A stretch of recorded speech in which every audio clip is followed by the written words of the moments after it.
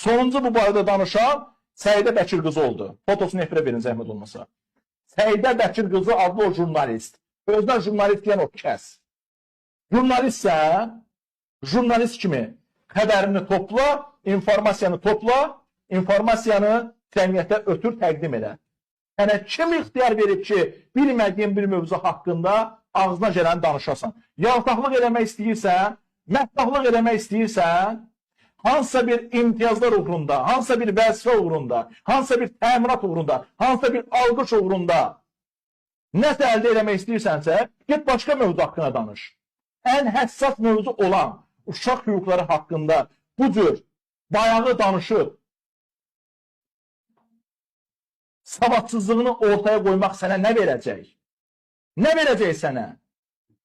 Ki, nə verdi də ümumiyyətlə?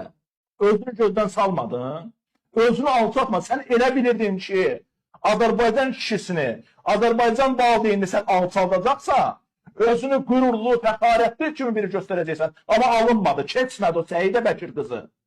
Bu günə qədər nə yığmışdınsa, nə reyting toplamışdınsa özün üçün. Bu cəmiyyətin maraqları üzərindən oynayaraq. Onların hamısında vurdun yerin dibinə sən. Bəli, sən. Çoxları burada sənin haqqında danışanda deyirdilər ki, o Azərbaycanlı qadınıdır. Qeyrətli Azərbaycan xanımıdır.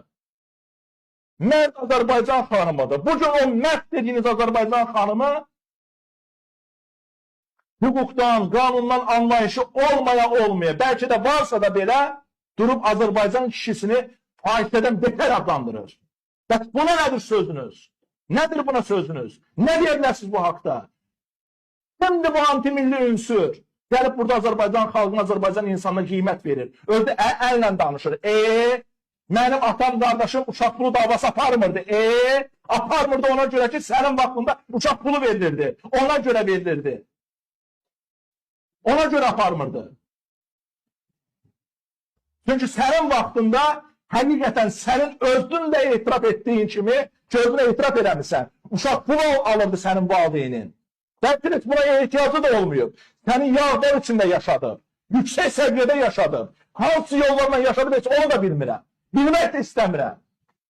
Amma bugünkü gündə axı kim o uşaq pulunun davasını apardı ki, kim bu barədə sosial tərəfdə görsəndi ki, sən belə coşasan, Günay Ağamalı kimisinə dəstək verəsən, onun qəbildən olan başqa ayrı şəxslərə dəstək verəsən, nə oldu? Və sən Azərbaycan xalqının, Azərbaycan insanının yanındaydın.